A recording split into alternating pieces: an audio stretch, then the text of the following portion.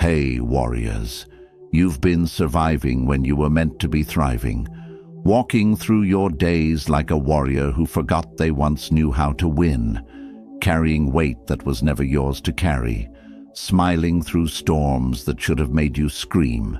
And somewhere along the way, you convinced yourself that this half-life, this shadow version of who you could be, was all you deserved. It stops now. 2026 isn't just another calendar flip. It's not another empty promise you'll forget by February. This is the year you remember who you are. The year you stop apologizing for taking up space. The year you become stronger, wiser, calmer, not because life suddenly got easier, but because you finally stopped waiting for permission to rise. Strength lives in your bones already. You proved it every time you got back up when staying down would have been easier. Wisdom whispers in your quiet moments. You hear it every time you know the truth, but ignore it to keep the peace. Calmness waits beneath your chaos. You feel it in those rare seconds when you stop fighting yourself and just breathe. The ancient Stoics understood what most people never learn. Marcus Aurelius wrote words that still cut through centuries of noise. You have power over your mind, not outside events. Realize this, and you will find strength. Read that again. You have power over your mind, not your circumstances, not your past, not what other people do or say. Your mind. That's where your power lives. That choice lives in you too, right now. This moment, you can keep blaming your past, your circumstances, your pain for who you are. Or you can take every scar, every failure, every broken piece and forge something unbreakable. This video isn't theory. It's not motivation that fades when the screen goes dark. Every point ahead is a tool you can pick up today. Real wisdom for your real life with its real problems. No fluff, no empty words. Just truth that cuts through the noise and shows you exactly who you're capable of becoming. But I need something from you first. Hit that like button right now. Drop an affirmation in the comments. Share this with someone who's fighting their own battles. Subscribe to this channel because we're building an army of people who refuse to stay broken. And don't you dare skip ahead. Let's make 2026 the year you stop surviving and start conquering. The year you look in the mirror and recognize the warrior staring back. If you're ready to claim 2026 as yours, type this in the comments. My year begins now. Number 1. Build strength through small, consistent actions. Mountains don't appear overnight. Steel doesn't forge itself in comfort. Warriors aren't born in a single battle. And you won't become unbreakable by waiting for one perfect moment to prove yourself. Strength gets built in the smallest cracks of your ordinary days, in moments so quiet, so unglamorous, that nobody notices but you. Your alarm screams at 5 in the morning, and every part of you wants to surrender to the sheets, but you swing your legs over the side of the bed anyway. That's strength. Someone throws disrespect at your feet and rage boils in your chest, but you choose silence over reaction, dignity over destruction. That's strength. Exhaustion weighs on you like concrete, but someone needs you, so you show up. That's strength. Real strength doesn't announce itself. It doesn't need an audience. It doesn't wait for applause. It just shows up, day after day after day, doing what needs to be done whether anyone's watching or not. Water looks weak, soft, harmless, yet give it enough time and it carves canyons through solid rock. Not through force, through consistency, through showing up every single day and refusing to stop. Most people miss this truth entirely. They're hunting for the dramatic transformation, the overnight success, the one big moment that changes everything. But strength doesn't work that way. Strength is built in repetition, in promises kept to yourself when breaking them would be easier. Epictetus knew this truth when he wrote, "No great thing is created suddenly. any more than a bunch of grapes or a fig. If you tell me that you desire a fig, I answer that there must be time. Let it first blossom, then bear fruit, then ripen. Read that slowly. Let it sink in. Your transformation needs time. Your strength needs seasons. Stop rushing what needs to grow. This is what it looks like in your actual life right now. You want physical strength? Stop waiting to feel motivated. Stop designing the perfect workout plan. Drop down and do 10 push-ups today. Tomorrow, do 10 more. Next week, do 15. The number doesn't matter. What matters is keeping your word to yourself. What matters is proving you're the kind of person who does what they say they'll do. You want emotional strength? Set one boundary, just one. Tell someone no when you mean no. Don't explain yourself into the ground. Don't apologize for honoring your own needs. Feel that discomfort rise in your chest. Sit with it. Breathe through it. Do it again next time. That's how emotional muscle gets built. One uncomfortable truth at a time. You want mental strength? Stop poisoning your mind with garbage. Every video you watch, every conversation you participate in, every thought you entertain, it's either building you up or tearing you down. There's no neutral ground. Choose 1 hour this week to feed yourself something real. Read something challenging. Learn something that matters. Think about something deeper than your daily distractions. The world screams at you to make massive changes. Burn everything down. Start over. Transform overnight. But human beings don't work that way. We change through small actions repeated until they become who we are. Today's tiny choice becomes tomorrow's habit. Tomorrow's habit becomes next month's character. Next month's character becomes your destiny. Seneca understood this deeply. It is not that we have a short time to live, but that we waste a lot of it. Every day you delay is a day stolen from your future self. Every small action you skip is strength you'll never build. The time is now, not someday. Now. Stop looking down on small beginnings. The person who can control their reaction for 5 seconds is building the capacity to control it for 5 minutes, 5 hours, a lifetime. The person who shows up for themselves once is proving they can show up forever. Your strength isn't measured by what you can carry when everything's perfect. It's measured by what you do when you're shattered, depleted, and everyone would understand if you quit. That's when you discover who you really are. Start right now, not tomorrow, not Monday, not when you feel ready. Do one small thing that makes you proud. Just one. Watch it grow. Write it down below if you commit. Small steps, unstoppable strength. Number 2. Practice wisdom by choosing your battles carefully. Not every fight deserves your energy. Not every argument needs your voice. Not every insult requires your response. Wisdom isn't about winning every battle. It's about knowing which battles are worth fighting in the first place. You've wasted so much power on things that don't matter, proving yourself to people who'll never understand you, defending your worth to those who decided long ago not to see it, arguing with fools who wear their ignorance like armor. And every time you engaged, every time you took the bait, you handed away a piece of yourself you'll never get back. Marcus Aurelius wrote, "How much more grievous are the consequences of anger than the causes of it?" Think about that. The damage you do to yourself by staying angry is worse than whatever made you angry in the first place. The stress eating at your peace, the bitterness poisoning your joy, the energy drained from things that actually matter, all because you couldn't let something go. Wisdom means looking at a situation and asking yourself, will this matter in a year? Will engaging with this make my life better or just make me feel temporarily right? Most of the time, the answer cuts through all your justifications. Most of the time, you know you're about to waste yourself on something worthless.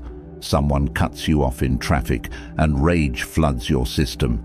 You could honk, you could chase them down, you could let it ruin your next hour, or you could breathe and remember that their bad driving isn't worth your good mood.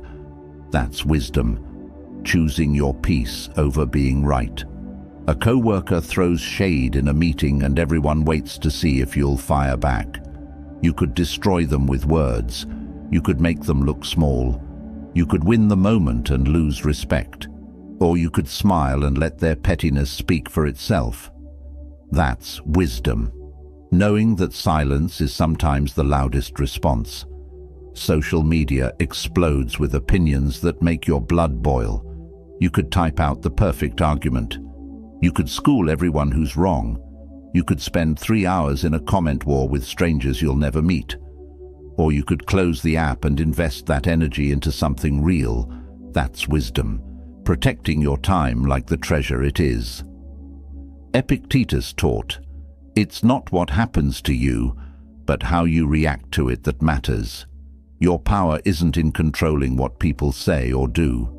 Your power is in deciding what gets access to your inner world, what gets to rent space in your head, what's worthy of your emotional investment.